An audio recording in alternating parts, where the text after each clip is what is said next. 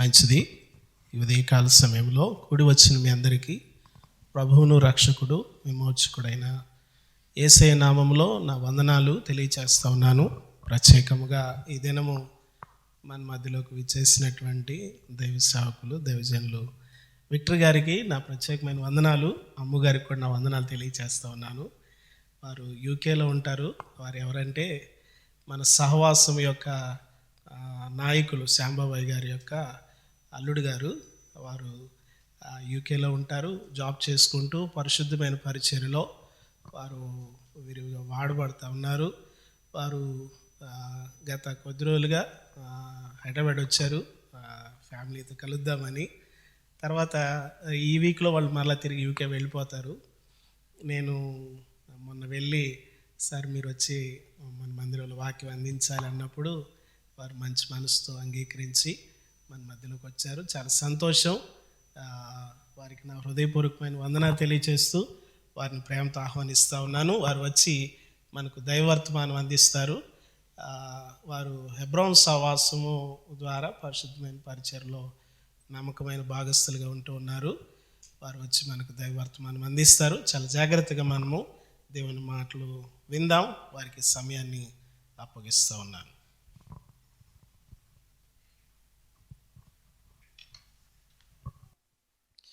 Praise the lord.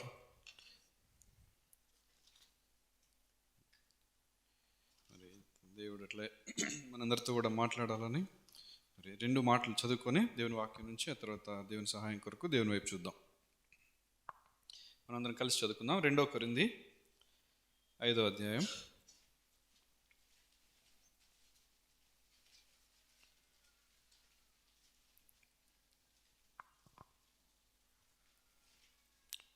2 కొరింథీ 5వ అధ్యాయం 17 నుంచి 21 వరకు కలిసి చదువుకుందాం. 2 కొరింథీ 5వ అధ్యాయము 17 నుంచి 21 వరకు. కాగా ఎవడైనను క్రీస్తునందున్న ఎడల వాడు నూతన సృష్టి, పాతవి గతించెను, ఇదిగో కొత్తవాయెను. సమస్తమును దేవుని వలన కలిగినవి. ఆయన మనలను క్రీస్తు ద్వారా తనతో సమాధానపరచుకొని ఆ పరిచర్యను మాకు అనుగ్రహించెను. అదేమనగా దేవుడు వారి అపరాధములను వారి మీద మోపక క్రీస్తునందు లోకంతో తనతో సమాధానపరచుకొంచు ఆ సమాధాన వాక్యము మాకు అప్పగించెను. కావున దేవుడు మా ద్వారా వేడుకొన్నట్లు మేము క్రీస్తుకు రాయబారులమై దేవునితో సమాధాన పడబడుటని క్రీస్తు పక్షముగా మేమును బ్రతిమాలుకొంచున్నాము. ఎందుకనగా మనం ఆయన యందు దేవుని నీతి అగునట్లు పాపమెరుగని ఆయనను మన కోసము పాపముగా చేసెను. ఇంకొక మాట చదువుకుందాం. ఎఫెసీయులకు రాసిన పత్రిక 2వ అధ్యాయం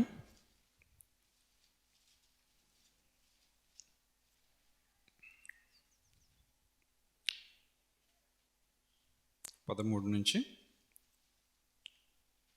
16 వరకు చదువుకుందాం. ఎఫెసీయులకు రాసిన పత్రిక 2వ అధ్యాయం 13 నుంచి.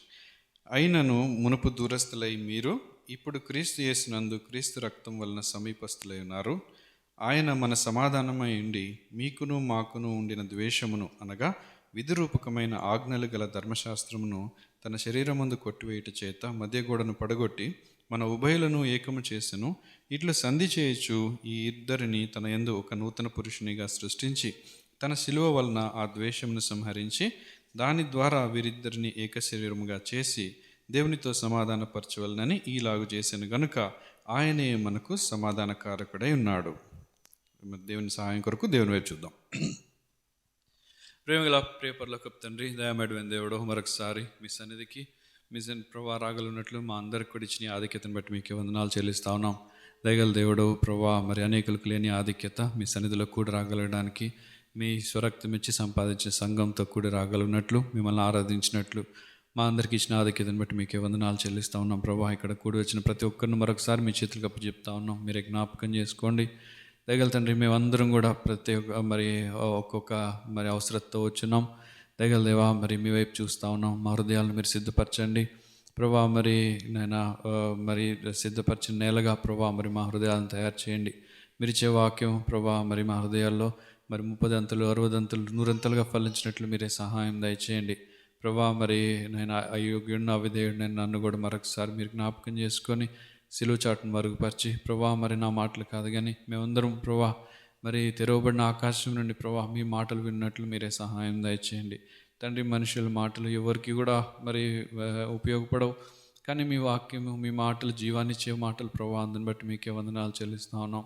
తగలదేవా మరి మీ కృప ఐశ్వర్యం నుండి తండ్రి కృపా సింహాసనం నుండి మాతో మాట్లాడమని మీ సన్నిధికి వస్తూ ఉన్నాం తండ్రి. మరి నాయన మీ మహిమైశ్వర్యంలో మీరు ఈ సమయాన్ని ఇచ్చారు, ఈ సమయం మాకు దీవెనకరంగా ఉన్నట్లు మీరే సహాయం దయచేయండి. ప్రేమగల ప్రభా మరి సొంత మాటలు నా మాటలు రాకుండాన్నట్లు మీరే సహాయం దయచేయండి ప్రభా. మరి నన్ను పూర్తిగా ఖాళీ చేయమని మీ సన్నిధికి వస్తా ఉన్నాను, నేను కనపడుకున్నట్లు మీరే కృప చూపించండి తండ్రి. మరి మేమందరం కూడా ప్రభా మీ మాటలు మాత్రమే వినడానికి మీరే సహాయం దయచేయండి. మీ ఆత్మతో ప్రభా మరొకసారి నింపండి.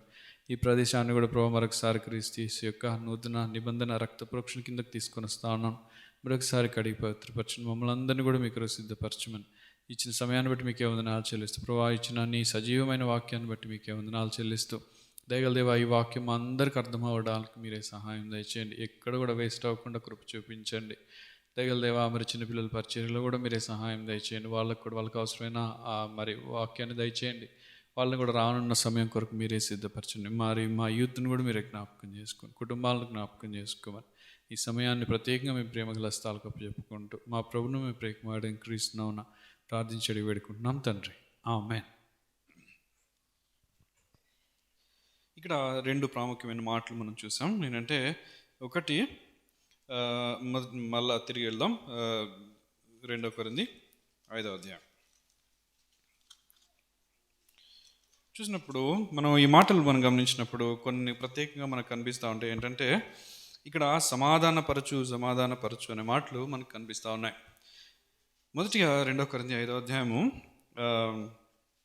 17లో ఏమంటున్నాడంటే, కాగా ఎవడైనాను క్రీస్తు యందున్న ఎడల వాడు నూతన సృష్టి అంట. నూతన సృష్టి రావాల్సిన అవసరత ఎందుకు ఏర్పడింది అంటే, మొదటిగా మనకు తెలుసు యేసుక్రీస్తు వారు లేదంటే దేవుడు మనల్ని ఆదామును సృష్టించినప్పుడు ఏమైందంటే ఆయన మరి మిగతా చెట్ల వల్లే లేదంటే పక్షుల వల్లే అట్లా మనల్ని సృష్టించలేదు. కానీ అయితే ఇంకా ఈవెన్ వెలుగు కలుగునుగాక అంటే కలిగిన కానీ అంత గొప్ప గొప్ప విషయాలు దేవుడు ఒక మాటతో చేసినప్పుడు మానవుని సృష్టించినప్పుడు మాత్రం ఆయన ఏం చేశాడంటే తన చేతితో మరి తన యొక్క సొంత స్వరూపంలో ఆయన మనల్ని ఆదామును చేసినట్టుగా మనకు తెలుసు.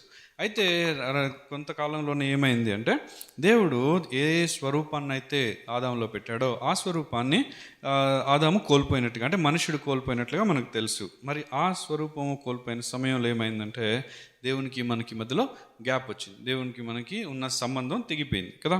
సో అప్పుడైతే దేవుడు మనకు తర్వాత మోషే ద్వారా మరి అబ్రహాంకు వాగ్దానం ఇచ్చాడు, ఆ తర్వాత ఇస్సాకు యాకోబుల ద్వారా దాన్ని స్థిరపరిచాడు, ఆ తర్వాత మోషే ద్వారా మనకి ధర్మశాస్త్రాన్ని ఇచ్చాడు. ఇవన్నీ కూడా మనకు తెలుసు. అయితే నువ్వు ధర్మశాస్త్రం అంతా కూడా ఏంటంటే ఇదంతా కూడా ఛాయారూపం, అంటే it's a shadow for the things to come. రావాల్సిన సంగతులకు అన్నిటికీ కూడా ధర్మశాస్త్రము ఒక ఛాయారూపంగా ఉంది. అయితే మనకి తెలుసు ఇక్కడ ఏంటంటే యేసుక్రీస్తు వారు ఈ లోకానికి వచ్చినప్పుడు ఆయన ఏం చేస్తూ ఉన్నాడంటే ఏదైతే ఆ గ్యాప్ వచ్చిందో ఆ గ్యాప్ అట్లనే ఉండిపోయింది. దేవునికి మనకి మధ్యలో ఎవరైనా కూడా ఏం చేయాలంటే తిరిగి రీకన్సైల్ చేయాలి. రీకన్సైల్ అంటే మనల్ని దేవునితో సమాధానపరచాలి. ఆయన అందుకనే జగత్ పునాది వేయబడక ముందు దేవుని వధించబడిన దేవుని గొర్రె పిల్ల వలె అని ప్రకటన గ్రంథంలో రాయబడినట్టుగా ఆయన మన కొరకు ఏంటంటే యేసుక్రీస్తు వారు ఈ లోకానికి గొర్రెపిల్లగా వచ్చాడు. ఎట్లా వచ్చాడంటే తను ఎంతగానో తగ్గించుకున్నాడు. ఎంతగా తగ్గించుకున్నాడంటే సిలువ బనడం వరకు ఆయన తగ్గించుకొని మన ఈ లోకానికి వచ్చి మన కొరకు ఆయన సమాధానపరిచినట్లుగా, తండ్రితో మనల్ని సమాధానపరిచినట్లుగా మనం చూస్తాం. ఒక మాట చూద్దాము. ఆయన యేసుక్రీస్తు వారికి ఇవ్వబడిన ఒక పేరు ఏంటంటే యెషయా గ్రంథము. మనకి ఇదంతా తెలిసిన మాట. యెషయా గ్రంథం 9వ అధ్యాయంలో యేసుక్రీస్తు వారి గురించి యెషయా ఆయన ముందుగానే ప్రవచిస్తూ ఉన్నప్పుడు కొన్ని మాటలు కొన్ని టైటిల్స్ మరి యేసుక్రీస్తు వారికి ఆయన ఇచ్చినట్టుగా మనం చూస్తాం. అది మనకు తెలుసు. యెషయా గ్రంథం 9వ అధ్యాయము 6వ వచనంలో ఏమని ఉంటుందంటే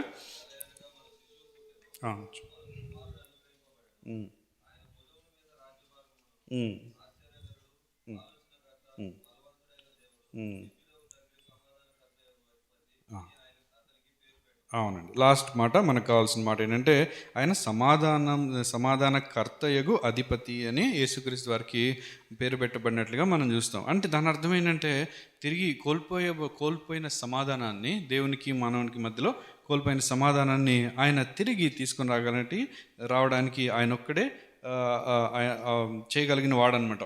మనం ఇంకొక మాట చూస్తే లూకాసు వార్తలో 2వ అధ్యాయం గమనించండి. లూకాసు వార్త 2వ అధ్యాయం,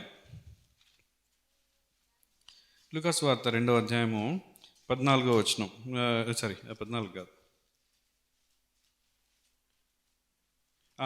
కేస్ కరెక్ట్. అయితే ఇక్కడ 14లో ఏమని ఉంటుందంటే, సర్వోన్నతమైన స్థలములలో దేవునికి మహిమయు ఆయనకి ఇష్టలైన మనుషులకు భూమి మీద సమాధానం కలుగునుగాక అని దేవుని స్తోత్రము చేయుచుండెను. ఇక్కడ చూడండి 13లో వెంటనే పరలోక సైన్య సమూహము ఆ దూతతో కూడా నుండి.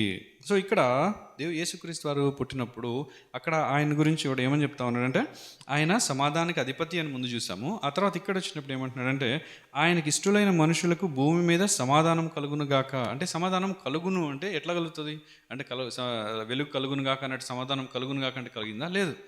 దానికి చాలా జరిగింది కదా, మనకందరికీ తెలుసు. కొన్ని మాటల్లో మనం చూద్దాం. ఆయన ఇక్కడ ఏమంటున్నాడంటే సమాధానము కలుగునుగాక అని ఎవరు దేవదూతలు అయితే అన్నారు. అయితే అది ఎట్లయితే యోహాను సువార్త 1వ అధ్యాయంలో మన బాప్తిస్మిచ్చు యోహాను ఆయన యేసుక్రీస్తు వారు చూసినప్పుడు 2 సార్లు అంటాడు కదా, 19లోను తర్వాత ఇంకో వాక్యం రెండిట్లో కూడా ఏమంటాడంటే ఇదిగో లోకం పాపమును మోసుకొని పోవు దేవుని గొర్రెపిల్ల అంటాడు. రెండో చోట ఏమంటాడు, ఇదిగో దేవుని గొర్రెపిల్ల అని రెండో చోట అంటాడు. 2 చోట్ల ఆయన మాట అంటాడు. దాని అర్థం ఏంటి అంటే లోక పాపం మోసుకొని పోవడం అంటే ఇదేదో ఏమంటారు గాడిద పైన బట్టలు వేసుకొని వెళ్ళినట్ట కాదు కదా. అది మోసుకొని వెళ్ళడం అంటే అది కాదు. లేదంటే గుర్రం రాజుగారిని తీసుకెళ్ళినట్లా కాదు. ఇక్కడ 29లో చూడండి, ఇదిగో లోక పాపమును మోసుకొని పోవు దేవుని గొర్రెపిల్ల అంటాడు. తర్వాత ఇంకొక చోట 36కు వచ్చేసరికి కూడా అంటాడు కదా, అతడు నడుచుచున్న యేసు వైపు చూచి ఇదిగో దేవుని గొర్రెపిల్ల అని చెప్పాను అంటాడు. ఈ గొర్రెపిల్ల ఎవరు మనకు తెలుసు కదా, యేసుక్రీస్తు వారు ఈ లోకానికి మన పాపం అంతటిని కూడా తీసుకొని పోయి అట్లనే తన శరీరంలో ఆయన మనకు దేవునికి మనకి ఉన్న అడ్డుగోడను పడగొట్టేవాడుగా యేసుక్రీస్తు వారు ఈ లోకానికి వస్తూ ఉన్నాడు. ఇంకొక మాట మనకి చాలా విచిత్రమైన మాట, కొంచెం లేదంటే ఆలోచించదగిన మాట, యేసుక్రీస్తు వారు ఒక మాట అంటూ ఉన్నాడు. అదేంటంటే ఒకసారి చూద్దాము. మనం అనుకుంటాం కదా యేసుక్రీస్తు వారు ఈ లోకానికి ఎందుకు వచ్చారు? చెప్పండి కావాలని ఎవరన్నా, యేసుక్రీస్తు వారు ఈ లోకానికి ఎందుకు వచ్చారు? ఇంకొక మాట చెప్పండి. ఇంకొక కారణం ఏమైనా ఉందా? ఇంకొక మాట, నేను చెప్పిన మాటలే మీరు సొంతగా ఒకటి చెప్పండి. చాలా బాగా చెప్పారు. అయితే యేసుక్రీస్తు వారు ఇవన్నీ కూడా మనం అనుకోని ఒక మాట అంటారు అనమాట. మత్తయి సువార్త 10వ అధ్యాయం,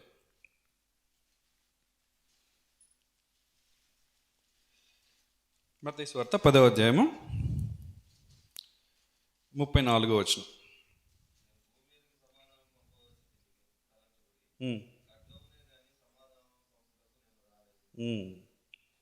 నెక్స్ట్ కూడా చదవండి.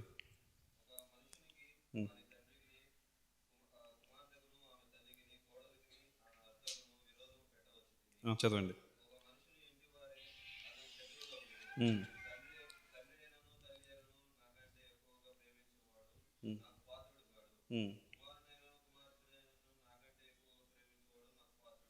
ముప్పై 38 కూడా చదవండి.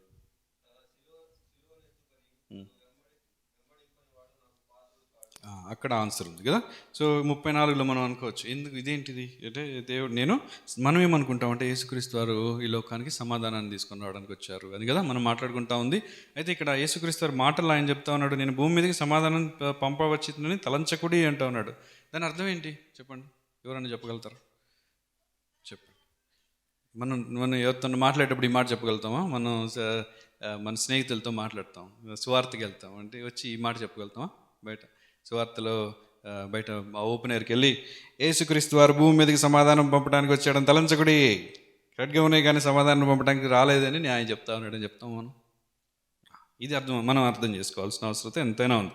ఏమంటే ఇక్కడ మనం ఒక మాట గమనించుదాం. ఏమంటే ఇదేదో లోపలేదో డీప్ మర్మాలు చెప్పడానికి నేను రాలేదు, కానీ దేవుడు నాకు ఇచ్చిన మాటలు మనందరికి ఉపయోగార్థం మనం నేర్చుకోవాలి. అయితే ఏమంటే చాలామంది మనం ఒక విషయం గమనిద్దామండి, అంటే just will go slightly out of ఇది. ఏమంటే కోవిడ్ సమయంలో చాలామంది చనిపోయారు కదండి. చనిపోయినప్పుడు మనం అక్కడి నుంచి మన ప్రార్థనలు చాలా మారిపోయినాయి. మన ప్రార్థనలు ఎట్లా తయారైనాయంటే, ప్రభావ మరి కోవిడ్లో వేల మంది చనిపోయారు, నన్నైతే మరి నువ్వు ఈరోజు నన్ను బతికించావు కాబట్టి నీకే వందనాలు చెల్లిస్తాను కదండి. మనందరం చేస్తాం ఆ ప్రార్థన లేదా? అయితే ఒక మాట మనం మర్చిపోతున్నాం ఏంటంటే, కోవిడ్ సమయంలో అనేక మంది దైవజనులు చనిపోయారు, అవునా? మరి వాళ్ళందరి మీద దేవుని కృప లేదా? అవునా కదా? మరి ఎందుకు అట్లా చేస్తున్నాం మనం కదా? ఆలోచించాలి. ఎందుకంటే దీని అర్థం ఏంటంటే, ఇక్కడ దేవుని వాక్యం ఏం చెప్తా ఉందంటే, మనము ఈ లోకంలో ఉన్నాము అంటే, దేవుడు మనల్ని ఈ లోకంలోకి తీసుకొని వచ్చాడంటే, మనం ఈరోజు బ్రతికున్నాము అంటే దానికి ఒక కారణం ఉంది, రైట్? సో వాళ్ళ పనిని ముగించేశారు కదా. కోవిడ్లో చనిపోయిన వాళ్ళందరూ కూడా దేవుని కృపను లేరని కాదు, వాళ్ళ పనిని ముగించేశారు. మన జీవితంలో మన తల మీద ఒక ఎంట్రుకు రావాలని కూడా దేవునికి తెలుస్తుంది కదా. సో వాళ్ళ పనిని ముగించారు, అది జరిగింది. మనం ఇంకా మన పనిని ముగించలేదు అని అర్థం. అంతేగాని మనం ఏదో గొప్ప వాళ్ళం కాదు. నిజమే, మన ప్రార్థనలు కూడా మనం నేను గొప్పని కాగినప్పటికీ ఈరోజు నన్ను ఉంచావయ్యా, ఎందుకంటే నా పిల్లలను చూడటానికయ్యా, లేదంటే మా పిల్లడు మంచి జాబ్ రావడం చూడటానికయ్యా, లేదంటే మా అబ్బాయి కారు కొంటాడు దానిలో తిరగడానికయ్యా, అవునా? కాదండి. ఎందుకు అంటే దేవుని యొక్క పరిచయం చేయడానికి మనకి ఇంకా పని మనం దేవుడు ఇక్కడ ఉంచబడ్డాడు. సరే, ఏం పని అది అనేది మనం చూద్దాం. ఓకే, సో ఇక్కడ మరి ఈ వాక్యానికి వెళ్తే 34లోకి వెళ్తే, సమాధానాన్ని పంపవచ్చునని తలంచకుడి అని దేవుని వాక్యం ఏమని చెప్తా ఉందంటే, ఏమనంటే ఇక్కడ ఆయన ఏమంటున్నాడు, కుమారునికి మనుషునికి వాని తండ్రికిని కుమార్తెకును తల్లికిని కోడలకు అత్తకు విరోధం ఎందుకు పెట్టాడు? ఎందుకు వస్తుంది అంటే, ఒకరు దేవుని అంగీకరిస్తారు, ఒకరు దేవుని అంగీకరించారు, రైట్? ఒక అన్యుల కుటుంబంలోంచి ఒకరు దేవుని దగ్గరలోకి వస్తారు, వాళ్ళందరినీ సూపర్ అంటారా, మిగతా వాళ్ళు ఏం చేస్తారు? వెళ్ళేస్తారు కదా. ముస్లిం కుటుంబాల నుంచి వచ్చిన వాళ్ళు మనకు తెలుసు మరి ఎట్లా ఎంత కష్టాలు గుండా వస్తారు. హిందూ కుటుంబాల నుంచి కూడా మనకు తెలుసు కదా, మన కుటుంబాల నుంచి కూడా మనకు తెలుసు. ఎట్లా అంటే, ఇప్పుడు ఊరికే ఆదివారం వరకు వెళ్ళేసి రావాలా అనుకోండి ఒక కుటుంబంలో. లేదు, కుమారుడు దేవుని వాక్యం చేత మరి సంధించబడ్డాడు, తర్వాత మరి బైబిల్ స్టడీకి వెళ్తానంటాడు, సంఘంలో పరిచయం చేస్తానంటాడు, ఉదయాన్నే వచ్చి చేపలు వేస్తానంటాడు. అయితే తండ్రి ఊరుకోకపోవచ్చు కదా, తల్లి ఊరుకోకపోవచ్చు. ఎవడరా ఈ పనులన్నీ ఎవడు చేస్తాడు రా, ఇంటి దగ్గర నువ్వు వెళ్ళిపోతే దేవుని పని అని అనుకోవచ్చు కదా. సో అయితే ఇక్కడ ఏం జరిగిందంటే, దేవుడు ఏమంటున్నాడు అంటే, సమాధానాన్ని అంటే ఇప్పుడు దేవుని నమ్ముకున్న వాళ్ళందరికీ కూడా బ్రహ్మాండమైన జీవితం ఉంటుంది అనేది దేవుని వాక్యం చెప్పట్లేదు కదా. దేవుని అంగీకరించినప్పుడు ఏమవుతుందంటే, మనకి ఖడ్గము తీసుకొని రాబడుతూ ఉంది, మనకి లోకానికి మధ్యలో గ్యాప్ తీసుకొని రాబడుతూ ఉంది. అయితే నువ్వు కూడా ఇక్కడ యేసుక్రీస్తు వారు ఏమంటా ఉన్నాడంటే, ఆయన ఎందుకు వచ్చాడు అంటే తండ్రితో మనల్ని సమాధానపరచడానికి వచ్చాడు. మనం ఇంకొక మాట, ఇందాక చదువుకున్న మాటకి తిరిగి వెళ్తే 2 కొరింథీ 5వ అధ్యాయం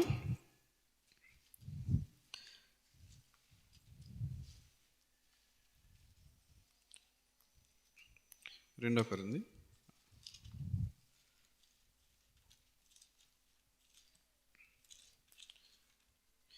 5వ అధ్యాయం మళ్ళీ సార్ నేను చదువుతాను చూడండి. అక్కడ ఏమన్నాడంటే 17 నుంచి మళ్ళీ చదువుతాను. కాగా ఎవడైనా క్రీస్తు యందున్న ఎడల వాడు నూతన సృష్టి. ఈ నూతన సృష్టికి చుట్టుపక్కల ఉన్న వాళ్ళకి పడదు కదా. ఈ నూతన సృష్టిలో క్రీస్తున్నాడు. ఎలా వచ్చాడు అంటే, మనం క్రీస్తు యొక్క స్వారూప్యంలోకి మార్చబడ్డాం. ఇందాక మనం చదివిన వాటిని మళ్ళీ ఒకసారి వెళ్తాం మనం. పాతవి గతించెను, ఇదిగో కొత్తవాయను, సమస్తమును దేవుని వలనమైనవి, ఆయన మనలను క్రీస్తు ద్వారా సమాధానపరచుకొని. అంటే మన ఇక్కడ దేవునితో ఆయన యేసుక్రీస్తు వారు ఏం చేశాడంటే, ఆ ఒక్క మాట చూద్దాం, మళ్ళీ తిరిగి ఇక్కడికి వద్దాం. ఇక్కడ అంటే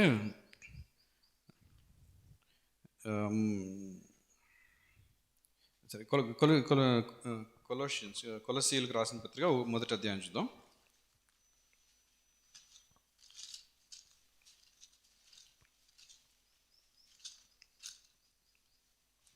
కొలసీలకు రాసిన పత్రిక 1వ అధ్యాయం 19వ వచనం చదివినట్లయితే, 19 నుంచి చదువుతుంది చూడండి. 19, 20 కలిసి ఉన్నాయి. ఆయనందు సర్వ సంపూర్ణత నివసింపవలనని ఆయన శిలువ రక్తం చేత సంధి చేసి, ఆయన ద్వారా సమస్తమును, అవి భూలోకమందునవైనను పరలోకమందునవైనను, వాటన్నింటినీ ఆయన ద్వారా తనతో సమాధానపరచుకునవలెనని తండ్రి అభీష్టమాయను. అంటే క్రీస్తు ద్వారా, యేసుక్రీస్తు వారి యొక్క శరీరం ద్వారా, యేసుక్రీస్తు వారి యొక్క రక్తము మరణం ద్వారా దేవుడు ఏం చేస్తా ఉన్నాడంటే, లోకాన్ని తనతో ఆయన సమాధానపరుచుకుంటా ఉన్నాడు అంట. అంటే మన మధ్యలో ఉన్న వైరాన్ని ఎవరు తీసేస్తున్నారంటే యేసుక్రీస్తు వారు తీసేస్తూ ఉన్నారు. ఆ మాట ఎఫెసీయులకు రాసిన పత్రిక 2వ అధ్యాయంలో కూడా పౌలు మాట్లాడుతూ ఉంటాడు. అదొకసారి చూద్దాం. చూడండి, ఎఫెసీయులకు రాసిన పత్రిక 2వ అధ్యాయంలో ఇందాక మనం చదివినట్లే ఇంకొక 2 మాటలు చదువుతాను అక్కడ. ఎఫెసీయులకు రాసిన పత్రిక 2వ అధ్యాయము 1వ వచనం చూసినట్లయితే మన పరిస్థితి ఏంటి అనేది దేవుడు అక్కడ చూపిస్తూ ఉన్నాడు. ఒకటి, మీరు మీ అపరాధముల చేతను పాపముల చేతను మీరు చచ్చిన వారై ఉండగా ఆయన క్రీస్తుతో కూడా మేము కూడా బ్రతికించెను. మనల్ని చనిపోయిన వాళ్ళని ఆయన బ్రతికించాడు, ఆత్మరూపంగా చనిపోయిన వాళ్ళని ఆయన బ్రతికించాడు. తర్వాత ఏం చేశాడంటే ఆయన ఒక నూతన సృష్టిగా చేశాడంట. ఆయన ఇక్కడ చూడండి 7 నుంచి చదువుతాను, అంటే కొంచెం పెద్ద పోర్షన్ ఇది. 7 నుంచి చదువుతాను చూడండి. క్రీస్తు యేసునందు మనల్ని ఆయనతో కూడా లేపి పరలోకమందు ఆయనతో కూడా కూర్చుండబెట్టెను. మీరు విశ్వాసము ద్వారా కృపచేతనే రక్షింపబడి ఉన్నారు. ఇది మీ వలన కార్యము కాదు, దేవుని వరమే. 9, అది క్రియల వలన కలిగినది కాదు కనుక ఎవడు దాని గురించి అతిశయపడలేదు. మరియు వాటి యందు మనం నడుచుకున్న వలనని దేవుడు ముందుగా సిద్ధపరిచిన సత్క్రియలు చేయుటకై, ఇక్కడ నుంచి చూడండి జాగ్రత్తగా, మనము క్రీస్తు యేసు నందు సృష్టింపబడిన వారమై ఆయన చేసిన పని అయి ఉన్నాము. ఎవరు మనము అంటే అందరూనా? రక్షింపబడిన మనం ఎవరంట? క్రీస్తు యేసునందు సృష్టింపబడిన వారమై. క్రీస్తు యేసు చేత సృష్టింపబడిన వారం కాదు, క్రీస్తు యేసు నందు సృష్టింపబడిన వారము. అంటే ఏంటంటే తన కుమారుని యొక్క స్వారూప్యంలోకి మనం కూడా రావాలి. ఈ కుమారుడు ఎందుకైతే వచ్చి తండ్రితో మనలను, లేదంటే జారిపోయిన తప్పిపోయిన మనుషుల్ని ఎట్లయితే ఆయన సంధి చేస్తూ ఉన్నాడో, తిరిగి సమాధానపరుస్తూ ఉన్నాడో, అట్లా చేయనట్లు మనము క్రీస్తు యేసునందు సృష్టింపబడిన వారమై ఆయన చేసిన పని అయి ఉన్నాము అంట. అంటే మనల్ని దేవుడు ఊరికే సృష్టించలే. మనం ఈరోజు ఇట్లా ఉన్నామంటే మనం ఊరికే లేము. మనం ఏదో ఇక్కడ అటెండెన్స్ వేసుకోవడానికి రాలేదు ఇక్కడ కదా. మనం ఎందుకు వచ్చాము అంటే దేవుని చేత దేవుని వాక్యం వినాలా, దేవుని కుమారుని స్వారూప్యంలోకి మనం మార్చబడతా ఉన్నామా క్షణము దినము అనేది మన పని. మనం చూసుకోవాల్సిన అవసరం ఎంతైనా ఉంది. అందుకనే ఇక్కడ కింద 13 దగ్గరికి మళ్ళీ వస్తాను. 2వ అధ్యాయమే ఎఫెసీయులకు రాసిన పత్రిక. అయినను మునుపు ఎట్లా ఉన్నామంట? మనం దూరస్తులై ఉన్నాం. ఇప్పుడు మీరు ఇప్పుడు క్రీస్తు యేసునందు క్రీస్తు రక్తము వలన సమీపస్తులై ఉన్నారు. అంటే దాని గురించి హెబ్రీయులకు రాసిన పత్రికలో చాలా స్పష్టంగా మాట్లాడతారు. కానీ అది మన సబ్జెక్ట్ కాదు, డీప్గా వెళ్ళాం మనం. ఆయన మన సమాధానమై ఉండి మీకును మాకును ఉండిన ద్వేషము. మీరెవరు మేమెవరు ఇక్కడ అని ఒక మాట మనం అర్థం చేసుకుంటే, ఈ రాసిన ఎఫెసీలు రాసిన పత్రిక ఎఫెసీ సంఘానికి రాయబడి, మరి వాళ్ళు యూదులై ఉన్నప్పటికీ అక్కడ ఏంటంటే వాళ్ళు అక్కడ యూదులను అన్యులు కూడా ఉన్నారు. సో ఆయన ఎవరికి రాస్తున్నాడు అంటే యూదులైన వారు అన్యులైన వారికి కలిసి అక్కడ రాస్తా ఉన్నట్టుగా మనం చూస్తాను. ఆయన ఏమంటున్నాడు అంటే ఆయన మన సమాధానమై ఉండి మీకును మాకును ఉండిన ద్వేషమును అనగా విధి రూపకమైన ఆజ్ఞలు గల ధర్మశాస్త్రమును. అంటే మోషే ద్వారా మనకి ఇవ్వబడిన, లేదంటే యూదులకి ఇవ్వబడిన ధర్మశాస్త్రాన్ని ఏం చేశాడంట అంటే తన శరీరముందు కొట్టివేయుట చేత మధ్య గోడను పడగొట్టి మన ఉభయులను ఏకము చేసెను. అక్కడ ఒక మాట ఆగుతాను నేను. అక్కడ ఏమంటే ఇక్కడ ఏముంది ఫస్ట్ అంటే యూదులు ఉన్నారు. 14వ వచనంలో మరి ఎవరున్నారు? యూదులు ఉన్నారు. వాళ్ళకి ఏమి ఇవ్వబడింది అంటే ధర్మశాస్త్రం ఇవ్వబడింది. ధర్మశాస్త్రం ఎలాంటిది అంటే విధి రూపకమైన ఆజ్ఞలు గల ధర్మశాస్త్రం అని చెప్పబడింది. అంటే మీరు ఇది చేయాలా, ఇది చేయాలా, ఇది చేయాలా, ఇది క్రియారూపకమైనది. అయితే ఇప్పుడు ఏమైంది? ఆ తర్వాత మనకు తెలుసు మత్తయి సువార్తలో సమరయ స్త్రీతో మాట్లాడుతూ కూడా 15వ అధ్యాయం కదా, చూడడంలే అక్కడ యేసుక్రీస్తు వారు మాట్లాడుతూ ఏమంటాడంటే మీకు మాకు అనే డిఫరెన్స్ అక్కడ కనిపిస్తూ ఉంటుంది. అక్కడ ఈవెన్ సమరయ స్త్రీ అయితే ఆమె యూదురాలు కూడా కాదు, అన్యురాలు కూడా కాదు, ఆమె సమరయురాలు. సమరయులు అంటే ఎవరు అంటే యూదులకు అన్యులకు మధ్యలో ఉన్నటువంటి మిశ్రిత జనాంగం. అయితే ఆమెకి కొంతవరకు తెలుసు కానీ పూర్తిగా తెలియదు దీని గురించి. ఇక్కడ ఏమంటున్నాడంటే ఇప్పుడు ఇక్కడ యూదులు ఏమనుకుంటున్నారు అంటే మాకు ధర్మశాస్త్రం ఇవ్వబడింది, మేము అబ్రహాం సంతానము అన్నప్పుడు మనకి తెలుసు అది ఉంది. అప్పుడు వాళ్ళకి ఏమంటే మేము గొప్ప, మిగతా వాళ్ళందరికంటే కూడా మేము గొప్ప అనే ఒక రకమైన గొప్పతనం వాళ్ళకు ఉంది. ఇక్కడ ఏమంటున్నాడు అంటే యేసుక్రీస్తు వచ్చాడట. యేసుక్రీస్తు వచ్చినప్పుడు ఆయన ఏం చేశాడు అంటే విధిరూపమైన ఆజ్ఞలు గల ధర్మశాస్త్రాన్ని తన శరీరం ముందు కొట్టివేయట చేత మడ్డిగోడ ఉందంట కదా, ఈ అన్యులకి యూదులకి మధ్యలో ఉన్న మధ్యగోడను ఏం చేశాడు? పడగొట్టి మన ఉభయలను ఏకం చేసింది. దెర్ ఆర్ టూ, ఇక్కడ రెండు థింగ్స్ ఉన్నాయి. ఒకటి ఏంటంటే మధ్యలో యూదులకు అన్యులకు మధ్యలో ఉన్న మధ్య గోడను పడగొట్టాడు. ఇది ఎందుకు అవసరం? ఫస్ట్గా ఒక మాట చూద్దాం. ఎందుకంటే దీని గురించి నేను మెడిటేట్ చేస్తూ ఉన్నప్పుడు, నేను ప్రేయర్ చేసుకుంటా ఉన్నప్పుడు దేవుడు ఒక మాట చాలా సింపుల్ లాంగ్వేజ్లో నాకు కూడా గుర్తు చేశాడు అనమాట. ఏమంటే, ఒక చిన్న ఎగ్జాంపుల్ తీసుకుందాము.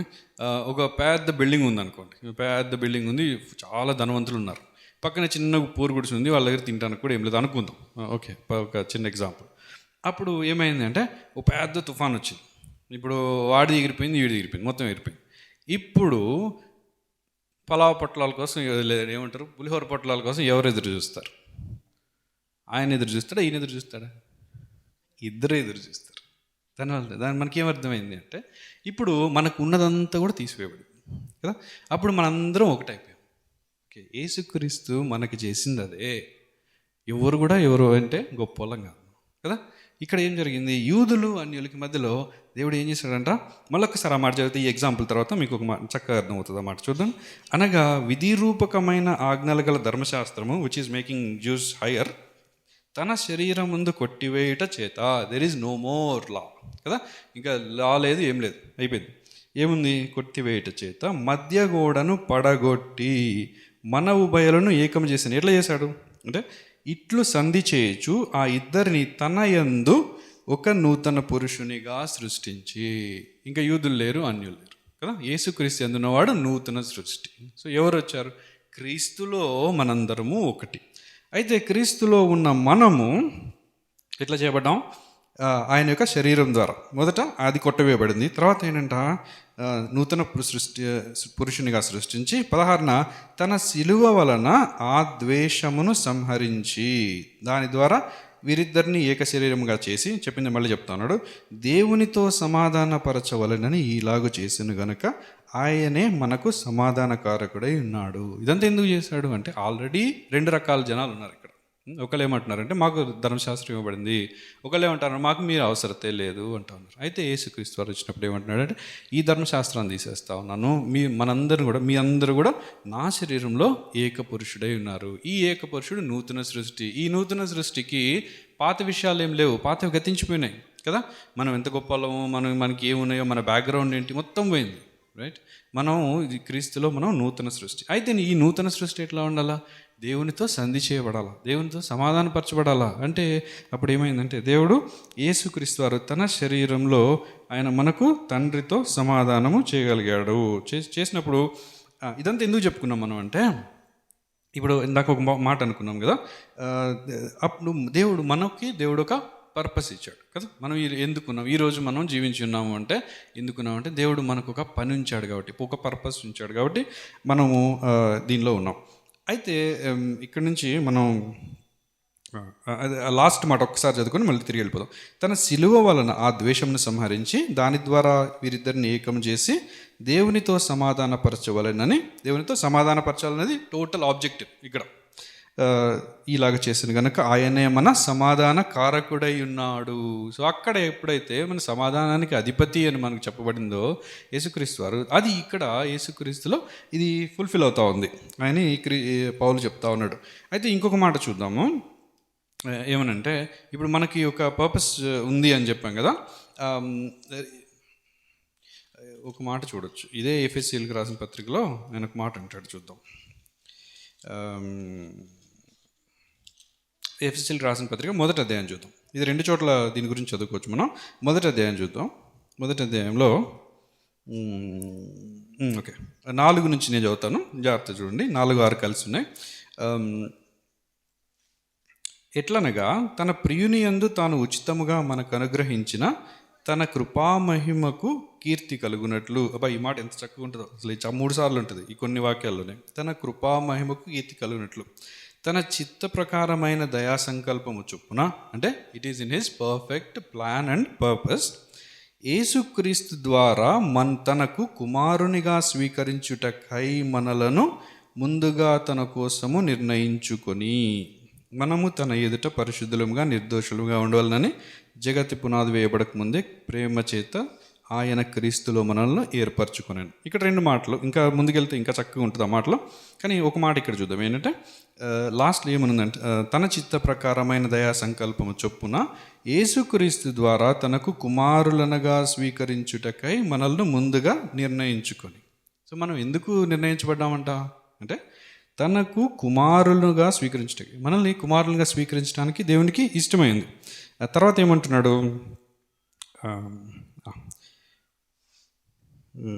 ఇక్కడ ఉంటుందంటే 11 తర్వాత ఉంటుంది చూడండి. 11 నుంచి నేను చదువుతాను. మరియు ఆ మాటలన్నీ చాలా బాగుంటాయి, ఇది ఒకసారి ఇంటికి వెళ్ళి మళ్ళీ చదువుకోండి. మరియు క్రీస్తునందు ముందుగా నిరీక్షించిన మనము తన మహిమకు కీర్తి కలుగజేయవలెనని దేవుడు తన చిత్తప్రకారమైన సంకల్పమును బట్టి మనలను ముందుగా నిర్ణయించి ఆయన యందు స్వాస్థ్యముగా ఏర్పరచెను అనుంది. ఇక్కడ రెండు మాటలు ఏంటంటే, ఒకటి మనల్ని కుమారులుగా ఉండడానికి స్వీకరించుకున్నాడు, ఆయన ఏర్పరచుకున్నాడు. రెండవది ఆయన యొక్క స్వాస్థ్యంగా ఏర్పరచుకున్నాడు. ఈ స్వాస్థ్యము అంటే ఏంటంటే, స్వాస్థ్యము బ్రింగ్స్ మోర్ స్వాస్థ్యం.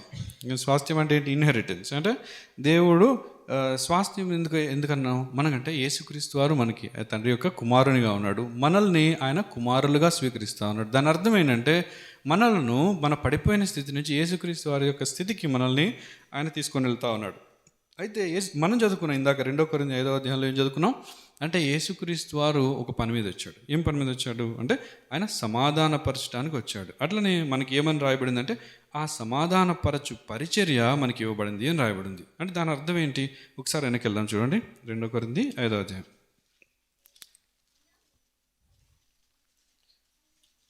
2 కొరింథీ 5వ అధ్యాయంలో నేను ఆ మాట చదువుతాను చూడండి. 19 చూడండి. దేవుడు వారి అపరాధములను వారి మీద మోపక, ఇంకో 18, సమస్తమును దీనివలన అయినవి ఆయన మనలను క్రీస్తు ద్వారా తనతో సమాధానపరచుకొని ఆ సమాధానపరచు పరిచర్యను మాకు అనుగ్రహించెను అంటా ఉన్నాడు కదా. సమాధానపరచు పరిచర్య అంట. మనకి రకరకాల పరిచర్యలు తెలుసు, కానీ సమాధానపరచు పరిచర్య అనేది ఇక్కడ ఈ పౌలు మాట్లాడుతూ ఉన్నాడు. అదేమనగా కూడా చెప్తున్నాడు ఆయన. దేవుడు వారి అపరాధములను వారి మీద మోపక క్రీస్తు నందు లోకమును తనతో సమాధానపరచుకొనుచు ఆ సమాధాన వాక్యము మాకు అప్పగించుకొనెను. ఏమంట? అదేమనగా దేవుడు వారి అపరాధములను వారి మీద మోపక. సో ఇది మనం పరిశీలించుకోవాల్సిన విషయం. ఏమంటే, యేసుక్రీస్తు వారు శిలువ మీద ఉన్నప్పుడు ఏమన్నాడు? ప్రభా, మరి వీళ్ళ బుద్ధి వచ్చేలాగా చేయి ప్రభా, వీళ్ళ కళ్ళు తెరువు ప్రభా అన్నాడా? యేసుక్రీస్తు వారు ఏమన్నాడు శిలువ మీద? వీరేం చేయించున్నారో వీరు ఎరుగరు. నిజంగా తెలియదా వాళ్ళకి ఏం చేస్తున్నారో? తెలీదండి, చెప్పండి. తెలుసా? తెలీదా? తెలుసా? ఓకే. 1 పేతురు 1వ అధ్యాయం, సరే 1 తిమోతి 1వ అధ్యాయం, 1 తిమోతి 1వ అధ్యాయం 12 నుంచి చదువుతాం. పూర్వమును దూషకుడను హింసకుడను హానికరుడైన నన్ను తన పరిచర్యకు నియమించి నమ్మకమైన వానిగా ఎంచినందుకు నన్ను బలపరిచిన మన ప్రభువైన యేసుక్రీస్తుకు కృతజ్ఞతనై ఉన్నాను.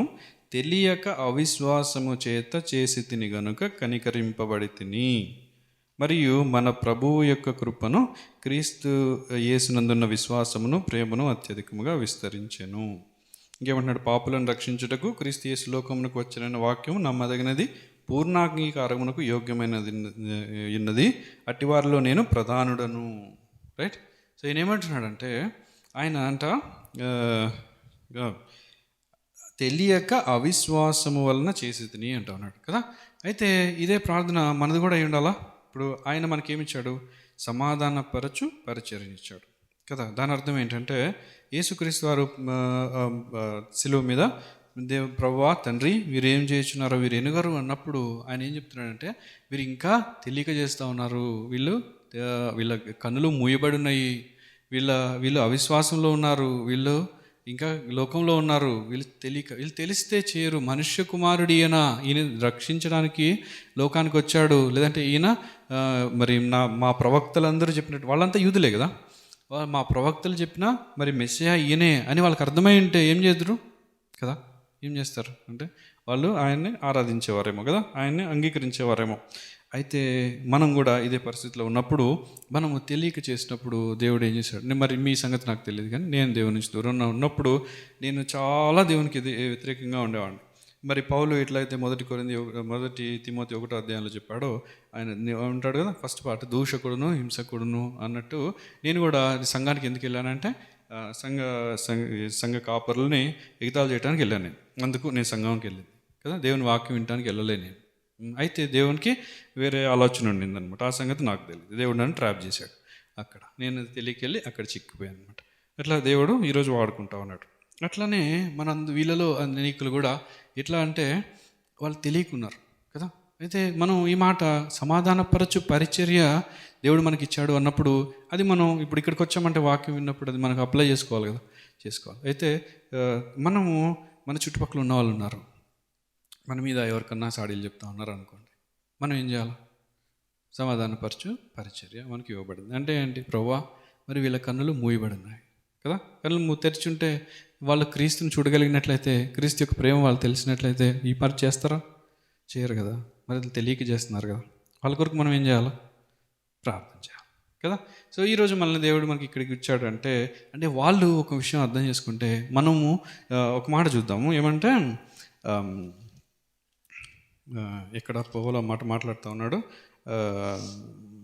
ఇక్కడంటే ఒక మాట చెప్తాను.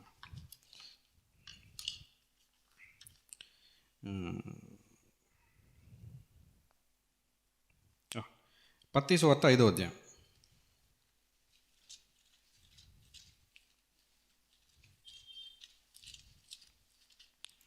మత్తయి సువార్త 5వ అధ్యాయం 23, 24 నేను చదువుతాను. సరే 21 నుంచి చదువుతాను. చూడండి, మత్తయి సువార్త 5వ అధ్యాయం 21 నుంచి. నరహత్య చేయవద్దు. బ్రదర్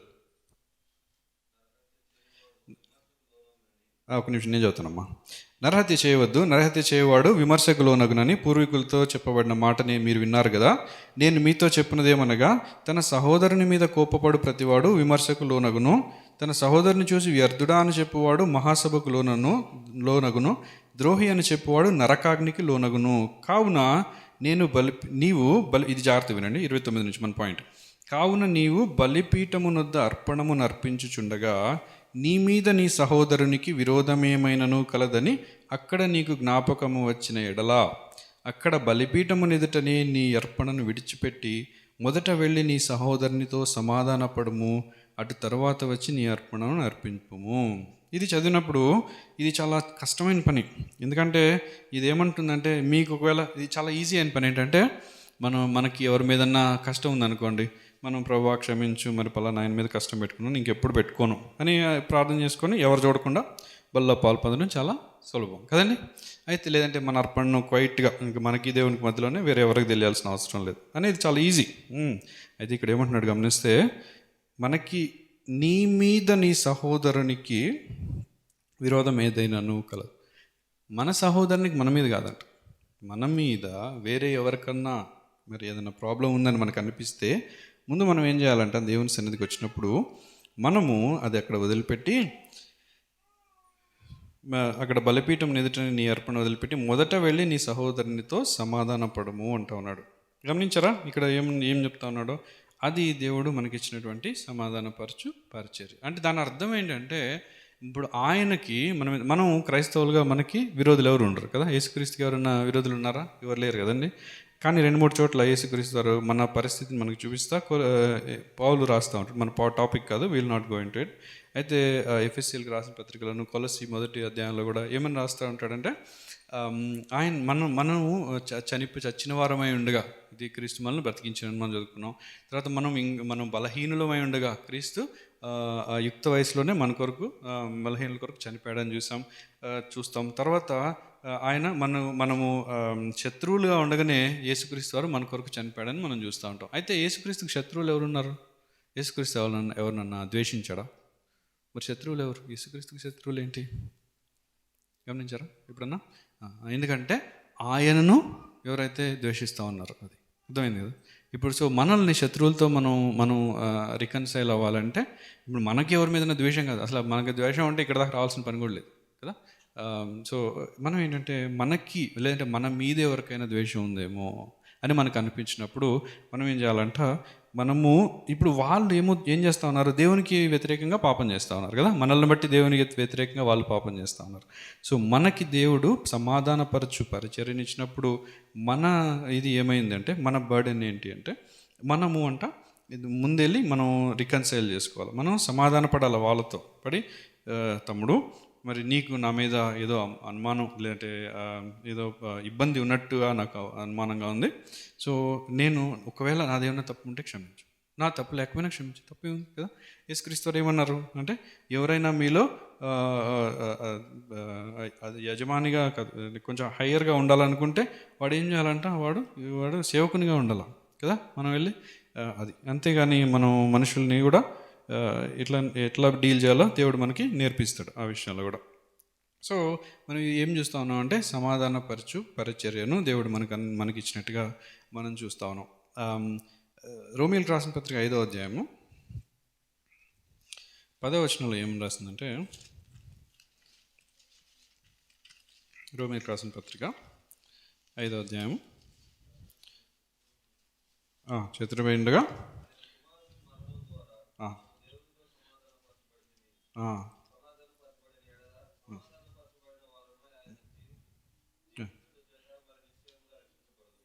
చూడండి ఇక్కడ.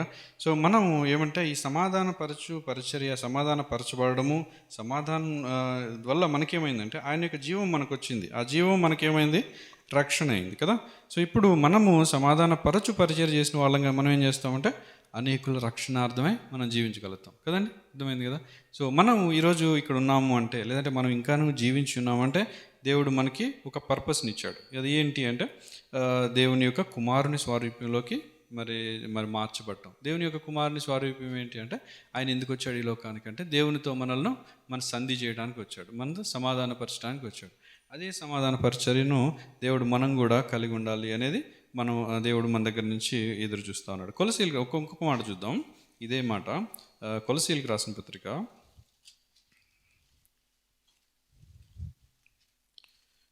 1వ అధ్యాయము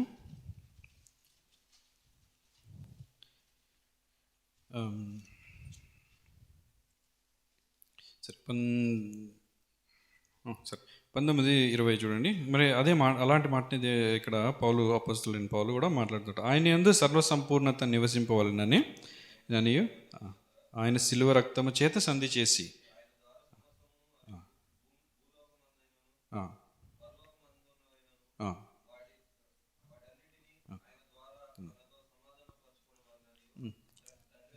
తండ్రి అభిష్టమైన మొదటిగా మనం ఏం చూస్తాము అంటే, తర్వాత మనుషుల మధ్యలో సమాధానాన్ని తీసుకుని వచ్చాడు. యూదులకు మధ్యలో, అన్యుల మధ్యలో మరి దేవుడు యేసుక్రీస్తు వారు సమాధానాన్ని తీసుకుని వచ్చారు. తర్వాత ఏం చేశాడు అంటే, అలా మరి మనుషులందరికీ మధ్యలో నూతన ఒక పురుషునిగా చేసి తండ్రితో ఆయన సమాధానపరిచాడు. అయితే తండ్రి యొక్క అభీష్టం ఏమైంది అంటే, this is the overall plan. ఏమంటే, ఇక్కడ యేసుక్రీస్తు యొక్క శిలువ రక్తము చేత సంధి చేసి ఆయన ద్వారా దేనంట ఈసారి సమస్తాన్ని, అంటే భూమి మీద ఉన్న వాటిని, పరలోకమందున్న వాటిని అన్నీ కూడా ఆయన ద్వారా తనతో సమాధానపరుచుకున్న వాళ్ళని. అంటే క్రీస్తు యొక్క మరణము ఇక్కడ ఇన్ఎవిటబుల్, అంటే జరగాల్సి ఉన్నది. అంటే ఆయన ద్వారానే మనకి ఇక్కడ సమాధానము కలుగుతూ ఉంది, సంధి కలుగుతూ ఉంది. ఇది ఎటర్నల్ ప్లాన్. ఇది ఎప్పటికీ కూడా మరి ఎప్పుడైతే ఏదోనలో మరి కోల్పోయామో మనం, ఏదైతే దేవుని సన్నిధి నుంచి త్రోసివేయబడిందో, ఇదంతా కూడా కలిసి దేవుని యొక్క యేసుక్రీస్తు వారిలో మళ్ళీ ఆయన శిలువ రక్తం చేత మరి అన్నీ కూడా పరలోకమందునవి, తర్వాత భూలోకమందునవి అన్నీ కూడా మరి తిరిగి సమాధానపరచబడాలి అనేది దేవుని యొక్క ఆశయం ఉంది. ఇంకొక మాట ఏం చూస్తామంటే, యేసుక్రీస్తు వారు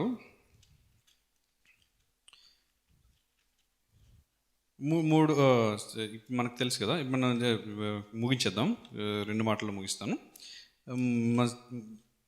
మత్తయి వార్త మనం గమనించినట్లయితే, ఇప్పుడు మనం చూసాం కదా, ఇంతకుముందు ఏం చూసామంటే సమాధానపరచు పరిచర్య, తర్వాత ఇంకొక మాట ఏమన్నాడు అంటే సమాధానపరచు ఆ వాక్యాన్ని ఇచ్చాను అంటాడు. మాట చదువుతున్నది,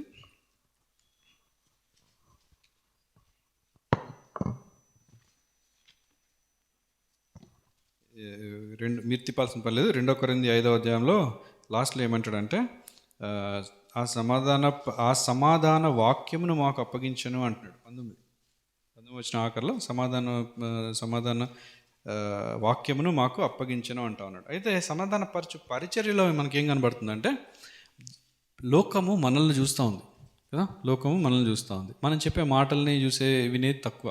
ఇప్పుడు మన పిల్లలు ఉన్నారనుకోండి, మనం చాలా మాటలు చెప్తాం. మరి వాడు చెప్పిన దానికి మనం చేసేదానికి తేడా ఉందనుకోండి, మరి వాడు దేని నుంచి నేర్చుకుంటాడు? మా డాడీ ఇట్లా చేస్తున్నాడు, అయినప్పటికీ మా డాడీ ఫోన్ చేసి ఈరోజు నేను బాగాలేను అని చెప్పాడు, బాగానే ఉన్నాడే, ఓకే అయితే నువ్వు అబద్ధాలు ఆడద్దు అంటాడు కదా. మరి ఏది వింటాడు పిల్లాడు? అవునా కదా. సో అది మోర్ ఇంపార్టెంట్. దేవుడు మనకి ఏం చేస్తూ ఉన్నాడు అంటే సమాధానపరచు వాక్యంతో పాటు సమాధానపరచు పరిచర్యనిచ్చాడు. సో ఆ వాక్యాన్ని మనం ఎట్లయితే దేవుని దగ్గరికి లేదంటే ప్రజల దగ్గరికి తీసుకొని వెళ్ళాలో, అట్లనే సమాధానపరచు పరిచర్య ద్వారా మన జీవితం ద్వారా దేవుడు అనేకులతో మాట్లాడటానికి ఆయన సిద్ధంగా ఉన్నాడు. అయితే ఒక మాట చూద్దాము. యేసుక్రీస్తు వారు మరి పుట్టిన ఈ టైంలో ముగ్గురు ఒక మాటను మాట్లాడుతూ ఉన్నారు అనమాట. మత్తయి సువార్త 3వ అధ్యాయము, మత్తయి సువార్త 3వ అధ్యాయము ముగించేస్తాను. మత్తయి సువార్త 3వ అధ్యాయం 1వ వచనం. ఇక్కడ మన బాప్తిస్మిచ్చి యోహాను పరిచర్య చేస్తూ ఉన్నాడు. ఏమని రాసిందంటే 2వ వచనంలో, పరలోక రాజ్యం సమీపించుచున్నది, మారు మనసు పొందుడని యూదయ అరణ్యంలో ప్రకటించు వచ్చును. ఇప్పుడు ఇది ఎవరు చెప్తా ఉన్నారంటే బాప్తిస్మిచ్చి యోహాను ఏమంటా ఉన్నాడు? పరలోక రాజ్యము సమీపించి ఉన్నది. అది ఆయన చెప్పిన వాక్యం, ఆయన మెసేజ్ అనమాట. అయితే 4వ అధ్యాయంలో యేసుక్రీస్తు వారు ఆయన మెసేజ్ చూద్దాం. 4వ అధ్యాయము 17వ వచనం చదవండి. 17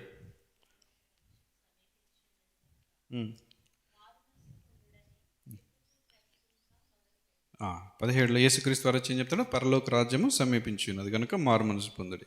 అయితే యేసుక్రీస్తు వారు శిష్యులను పంపిస్తూ ఉన్నాడు. శిష్యులను ఇద్దరెదురుగా పంపించి, సరే మీరు వెళ్ళి దేవుని సువార్తను ప్రకటించండి అంటూ ఉన్నాడు. ఏం వచనం అనేది మనం చూస్తాం. 10వ అధ్యాయము 7వ వచనం. 10వ అధ్యాయం 7వ వచనం నేను చదువుతాను. వెలుచు పరలోక రాజ్యం సమీపించి ఉన్నదని ప్రకటించుడి అంటూ ఉన్నాడు. సో మన బాప్తిస్మిచ్చి యోహాన్ చెప్పింది, యేసుక్రీస్తు వారు చెప్పింది, ఆయన శిష్యులకు కూడా చెప్పిన మాట ఏంటంటే పరలోక రాజ్యము సమీపించి ఉన్నది అని ప్రకటిస్తూ ఉన్నాడు అనమాట. అదే పరలోక రాజ్యము ఈరోజు కూడా మన మధ్యలో మరి దేవుడు అదే వాక్యం అదే అయి ఉంది. దాని అర్థం ఏంటి అంటే ఈరోజు మనం చదువుకున్న వాక్యం యొక్క వెలుగులో మనం అర్థం చేసుకోవాల్సింది ఏంటంటే దేవుని యొక్క సమయం దగ్గర పడుతూ ఉంది, ప్రభు యొక్క దినము దగ్గరకు వస్తూ ఉంది. వచ్చినప్పుడు మనం ఏం చేయాలంటే దేవుడు మనకిచ్చిన పరిచర్యని మనం మరి చేయాల్సిన వాళ్ళమే ఉంటా ఉన్నాం. అయితే మీకు అది ప్రస్తుతానికి నాకు రిఫరెన్స్ గుర్తులేదు, కానీ కీర్తనకారుడు కూడా ఏమంటాడంటే మన్ను నిన్ను స్తుతించదు కనుక అంటాడు ఒక మాట. అయితే మనం ఈరోజు బతుకున్నాము అంటే ఎందుకంటే మన్ను అయిపోయామనుకోండి, దానివల్ల ఏ ఉపయోగం లేదు కదా. ఇప్పుడు ఇంకో పౌలు కూడా మార్నింగ్ చదువుతా ఉన్నాను కానీ ఎక్కడ కరెక్ట్ నాకు గుర్తులేదు. ఏమంటే పౌలు 2 విషయాల గురించి ఆయన ఇదవుతా ఉన్నాడు. ఏమంటే ఆయన ఏమంటాడంటే మొదటిది ఈ ఫిలిప్పీలకు రాసిన పత్రికలు అనుకుంటా. ఆయన ఏమంటాడంటే ఒక మాట చూస్తున్నానండి. ఫిలిప్పీలకు రాసిన పత్రిక 1వ అధ్యాయం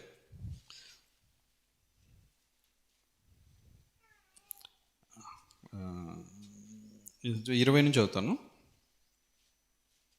ఇంకా పైకి వెళ్దాం ఆగండి. సరే 19 నుంచి చదువుతాను చూడండి. మరియు నేను ఏ విషయంలోనూ సిగ్గుపడక ఎప్పటి వలనే ఇప్పుడును పూర్ణధైర్యంతో బోధించటం వలన నా బ్రతుకు మూలముగానైనను సరే చావు మూలముగానైనను సరే క్రీస్తు నా శరీరం ముందు గణపరచవలనని నేను మిగులు నిరీక్షించుచున్న ప్రకారముగా మీ ప్రార్థన వలన క్రీస్తు యేసు యొక్క ఆత్మ నాకు సమృద్ధిగా కలుగుట వలనను ఆ ప్రకటన నాకు రక్షణార్థముగా పరిణమించునని నేను ఎరుగుదును. నా మట్టుకైతే బ్రతుకుట క్రీస్తే, చావైతే లాభము. ఏమంటున్నాడు? బ్రతుకుట క్రీస్తే, చావైతే బెటర్. అయినను శరీరంలో నేను జీవించుటయే నాకున్న పనికి ఫలసాధకమైన ఎడల నేనేమి కోరుకుందునో నాకు తోచలేదు. ఈ రెంటి మధ్యను ఇరుకునబడి ఉన్నాను. నేను వెడలిపోయి క్రీస్తుతో నుండవలనని నాకు ఆశయున్నది, అది నాకు మరి మేలు. అయినను నేను శరీరం నందు నిలిచియుండుట మిమ్మును బట్టి మరీ అవసరమై ఉన్నది. మరియు ఇట్టి నమ్మకము కలిగి నేను మరల మీతో కలిసి ఉండుట చేత నన్ను గూర్చి క్రీస్తు యేసునందు మీకున్న అతిశయము అధికమగునట్లు మీరు విశ్వాసమునందు అభివృద్ధియు ఆనందమును పొందు నిమిత్తము నేను జీవించి మీ అందరితో కూడా కలిసి ఉందునని నాకు తెలియను అంటున్నాడు. గమనించారా ఏం చదువుకున్నాము? చదివారు కదా. ఏమంటున్నాడు ఇక్కడ అంటే, నేను అయితే మారు మనసు పొందాను, ఈరోజు నేను చనిపోయినా కూడా దేవునితో ఉంటాను కదా. మరి కోవిడ్లో చనిపోయిన వాళ్ళ దైవజనుల నిరీక్షణ కూడా అదే. ఆ రోజు చనిపోయినప్పుడు వాళ్ళు దేవునితో ఉంటారన్న నిరీక్షణ వాళ్ళకు ఉండింది. అయితే ఇక్కడ ఏం జరుగుతూ ఉంది అంటే, ఈయన ఏమంటున్నాడు అంటే, నాకు రెండు ఉన్నాయి, ఈ రెంటి మధ్యను ఇరుక్కునబడి ఉన్నాను అంటున్నాడు కదండి. ఇప్పుడు మనం ఇలాంటి మాటలు చెప్పగలుగుతా ఉన్నామా? అది ఒకసారి మనం పరీక్షించుకోవాలి ఈరోజు మనం బయటికి వెళ్ళేటప్పుడు. ఏమంటున్నాడు అంటే, ఇది మన ప్రార్థనను మారుస్తుంది. అందుకు నేను చెప్తా ఉన్నాను, మనకు ఒక డైరెక్షన్ ఇస్తుంది, ఇది మన జీవితాన్ని మారుస్తుంది. ఇది శరీరంతో నేను జీవించి ఉండుటయే నాకున్న పనికి, అంటే నాకు దేవుడిచ్చిన పనికి ఫలసాధకమైతే, అంటే నేను జీవించి ఉండుట వలన దేవుని సంఘానికి నేను ఫలం తీసుకొని రాగలిగితే, దేవుని యొక్క రాజ్యానికి నేను ఫలాన్ని తీసుకొని రాగలిగిన వాడనైతే నేనేమి కోరుదునో నాకు తోచట్లేదు అంటున్నాడు. నాకైతే మరి చనిపోయి దేవునితో ఉండాలని ఎంతో ఆశ ఉంది, ఎందుకంటే అక్కడ యుగయుగములు సంతోషం కదా, ఇంకేం పనిలేదు అక్కడ. మరి దేవదూతలతో కలిసి దేవుని ఆరాధించడమే, ఇంకేం పనిలేదు. అయితే ఒక మాట గమనించండి, పౌలు మరి ఈ రెండిట్లో పౌలు దేన్ని చూస్ చేసుకున్నాడు అనేది ఒక మాట గమనిద్దామా? 2 కొరింథీ, ఇదంతా అవుట్ ఆఫ్ మై ఇది, బట్ స్టిల్ దేవుడు ముగిస్తాను. చూడండి ఒక మాట, 2 కొరింథీ వచ్చేసరికి ఇక్కడ మాట్లాడతాడంటే 11వ అధ్యాయం చూడండి. 2 కొరింథీ 11వ అధ్యాయంలో నేను ఎక్కడి నుంచి చదువుతానంటే 23 నుంచి చదువుతున్నాను చూడండి. వారు క్రీస్తు పరిచారకుల వెర్రివారి వలె మాట్లాడుచున్నాను, నేనును మరి ఎక్కువగా క్రీస్తు పరిచారకును, మరి విశేషముగా ప్రయాసపడి తిని. ఎవరు? పౌలు. మరి అనేక పర్యాయములు చెరసాలలో ఉంటిని, అపరిమితముగా దెబ్బలు తింటిని, అనేక మార్లు ప్రాణాపాయంలో ఉంటిని, యూదుల చేత 5 మార్లు 1 తక్కువ 40 దెబ్బలు తింటిని, 3 మారు బెత్తములతో కొట్టబడి తిని, ఒకసారి రాళ్లతో కొట్టబడి తిని, 3 మారు ఓడ పగిలి శ్రమపడి తిని, ఒక రాత్రింబగలు సముద్రంలో గడిపి తిని, అనేక పర్యాయములు ప్రయాణములోను, నదుల వలనైన ఆపదల్లోనూ, దొంగల వలనైన ఆపదల్లోనూ, నా స్వజనుల వలనైన ఆపదల్లోనూ, అన్యజనుల వలనైన ఆపదల్లోనూ, పట్టణంలో ఆపదల్లోనూ, అరణ్యంలోని ఆపదల్లోనూ, సముద్రంలో ఆపదల్లోనూ, కపట సహోదరుని వలన ఆపదల్లో ఉంటిని, ప్రయాసముతోనూ కష్టములతోనూ, తరచుగా జాగరణములతోనూ, ఆకలి దప్పులతోనూ, తరచుగా ఉపవాసములతోనూ, చలితోనూ, దిగంబరత్వంతోనూ ఉంటిని. ఇంకనూ చెప్పవలసినవి అనేకమున్నవి. ఇవన్నీ కాక సంఘములన్నింటినీ గురించిన చింతయు కలదు. ఈ భారము దినదినము నాకు కలుగుచున్నది అంటా ఉన్నాడు.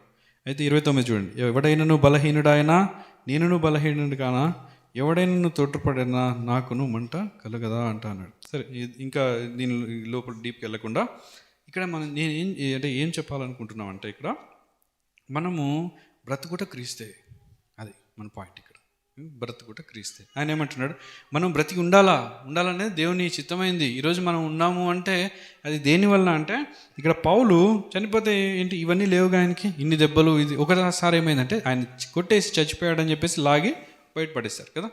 ఆ తర్వాత మళ్ళీ ఆయన్ని దేవుడు బాగు చేస్తూ వచ్చాడు. అయితే ఈ మన్నిట్లో కూడా ఒక మాట ఏమంటాడంటే, ఒక సంఘానికి రాస్తే ఏమంటాడంటే, ఇంగ్లీష్లో ఒక మాట ఉంటుంది, ఇవన్నీ after all these momentary I consider these as momentary light afflictions అంటాడు. అంటే క్రీస్తుతో పాటు ఆయన ఇంత పెద్ద లిస్ట్ అంట, చిన్న ఇది చూడండి, అబ్బా దేవుని చూడండి, ఆ మాట దేవుడు ఇక్కడ చూపిస్తూ ఉన్నాడు మనకి. 4వ అధ్యాయం 2 కొరింథీ 4వ అధ్యాయం ముగిస్తానండి, ఒక్క నిమిషాలు ముగిస్తాను. 17 చదువుతాను చూడండి. 4వ అధ్యాయం 17. మేము దృశ్యమైన వాటిని చూడక అదృశ్యమైన వాటి అందే నిదానించి చూచున్నాము గనుక క్షణమాత్రముండు మా చులకని శ్రమ మా కొరకు అంతకంటే ఎక్కువగా నిత్యమైన మహిమ భారమును కలుగజేయుచున్నది. ఎలయనగా దృశ్యమైనవి అనిత్యములు, అదృశ్యమైనవి నిత్యములు అంటున్నాడు. సో ఏమన్నాడు అక్కడ? క్షణమాత్రమైన మా చులకని శ్రమ అంట. ఇదంతా కూడా ఇంగ్లీష్లో ఏమని రాసిందంటే, for this light momentary affliction is preparing us for an eternal weight of glory beyond all comparison అంటున్నాడు. మనము దేవునిలో ఉండి ఎక్కడైనా శ్రమ ద్వారా వెళ్తామన్నామంటే అదంతా కూడా దేని కొరకు అంట? It is all for eternal weight of glory beyond all comparison అంటూ అన్నాడు దేవుడు. సో పౌలుకి దేవుడు ఈ బాధ్యత ఇచ్చాడు, మనకి అదే బాధ్యత దేవుడు మనకు కూడా ఇవ్వను గాక కదా. మనం ఈరోజు బ్రతికున్నామంటే, మనం ఎందుకు ఉన్నామంటే ఈరోజు మనకు అర్థమైంది కదా, మనకి దేవుడు ఒక పరిచర్యని ఇచ్చాడు. ఆ పరిచర్య ఏంటంటే దేవుని, మన చుట్టుపక్కల ఉన్న వాళ్ళని దేవునితో సమాధాన పరిచేటువంటి పరిచర్యలో దేవుడు మనం ఉంచాడు. సో ఈరోజు మనం ఉన్నామంటే మనం ఏదో లోకానికి సంబంధించిన అన్నీ కూడా, వస్తువులన్నీ కూడా మన పాయింట్ కాదు. ఫస్ట్ మీరు చూసినట్లయితే మొదటి కొరింథీయులకు పత్రిక 3వ అధ్యాయం 1వ వచనంలోను, అట్లే మత్తయి సువార్త 6:33లోను ఇవన్నీ కూడా ఏమని రాస్తుంటే అంటే మనం అంతా కూడా పైన వాటిని వెతకాలి. పైన వాటిని వెతికినప్పుడు మిగతావన్నీ కూడా మనకి ఇవ్వబడతా ఉంటాయి. క్రీస్తుతోటి లేపబడిన వారైతే పైన వాటిని వెతకూడదు. సో అది పౌలు చేశాడు, అదే కూడా మాటలు కూడా మనకి ఇచ్చాడు. యేసుక్రీస్తు వారు చేశారు, అదే మాటలు మనకి ఇచ్చాడు. అది యేసుక్రీస్తు వారు ఏ మాటలు అయితే మాట్లాడాడో, వీరు ఏం చేస్తున్నారు వీరు ఎరుగుదని, అది కూడా మనం ఎవరి దగ్గర చూస్తామంటే మన స్టెఫన్ దగ్గర చూస్తాం. అదే మాటలు స్టెఫన్ ఆ మాటలు కూడా జీవించాడు వాటిని బట్టి. సో మనం ఈ మాటలను బట్టి మనల్ని మనం పరిశీలించుకుందాం. ప్రభువా, నా జీవితం ఎట్లా ఉంది? సో నువ్వు నన్ను ఈరోజు నువ్వు నాకు ఉంచావంటే నేను ఎట్లా జీవిస్తా ఉన్నాను? మరి ఈ పరిచయం నువ్వు నాకు ఇచ్చావు, ఈ పరిచయం బట్టి నేను ఎట్లా జీవిస్తాను అని మనల్ని మనం పరిశీలించుకొని మనం ప్రార్థన మారాలి. ప్రభువా, ఈరోజు నేను జీవించున్నానంటే ఇంకా నా పని ఉంది కదా, అందుకోసం నన్ను ఉంచావు, ఆ పనిలో నేను సాగిపోయినట్లుగా సహాయం దయచేయండి. దేవుని యొక్క సజీవమైన వాక్యం ద్వారా నాతో మాట్లాడు, నన్ను మార్చమని మనం ప్రార్థన చేయాలి. అప్పుడు దేవుడు సహాయం చేస్తాడు. మరి దేవుడు ఆ విధంగా మరి మనం జీవించినట్లు సహాయం చేయనుగాక. Praise the lord. ప్రార్థన చేసుకుందాం. దయచేసి తలలు వంచండి, మోకరించగలిగిన వారు మోకరించండి. దేవుడు తన దాసులను నిలబెట్టుకుని శ్రేష్టమైన మాటలు మనకు వినిపించుకుంటూ వచ్చారు. తండ్రితో సమాధానపరచవలనని ఇదిగో యేసుక్రీస్తు ప్రభు వారు సిలువలో బలియాగమయ్యారు అనే విషయాలు మనం చూసాం. క్రీస్తుతో మనకున్నటువంటి సంబంధం, ఆయనతో మనము నడవలసిన విధానము, ఇదిగో ముగింపులో మనం చూసాం, బ్రతుకుట క్రీస్తే చావైతే లాభము. క్రీస్తు యేసునందుంటే నూతన సృష్టిగా ఉంటారని ఇదిగో దేవుని సన్నిధిలో మనం ఇంతవరకు జ్ఞాపకం చేయబడ్డాం. దేవునితో సమాధానం లేకుండా, తండ్రితో సమాధానం లేకుండా ఉన్నట్లయితే మనము బహుదూరముగా ఉన్నట్లే లెక్క. దయచేసి మనల్ని మనం పరీక్షించుకుందాం. మన పడిపోయిన స్థితిని, చెడిపోయిన స్థితిని, పాడైపోయినటువంటి దుస్థితిని జ్ఞాపకం చేసుకుని, ప్రభువా నన్ను క్షమించు, నన్ను సరిచేయి ప్రభువా. ఇదిగో నీ అర్పణ సరైనదిగా అంగీకరించబడాలంటే మొట్టమొదట సమాధాన పడాలని హెచ్చరిక చేయబడ్డాం. మన అర్పణ అంగీకరించబడాలంటే మనం దేవునితో సమాధాన పడాలి.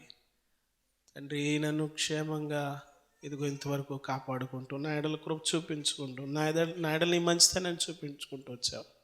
నీ ప్రేమకు స్తోత్రాలు, వందనాలు దేవా. నిన్ను గనపరుస్తున్నానని చెప్పి మన హృదయం అంతటితో ప్రభుని స్తుతిస్తూ దేవుని సన్నిధిలో ప్రార్థన చేసుకుందాం. పరిశుద్ధుడు అయిన మా తండ్రి, ప్రేమ కలిగిన ఆయన, మహోన్నతుడా, జీవాధిపతి, ఘనమైన స్వామి, మీ పరిశుద్ధమైన పాదాలకు వందనాలు.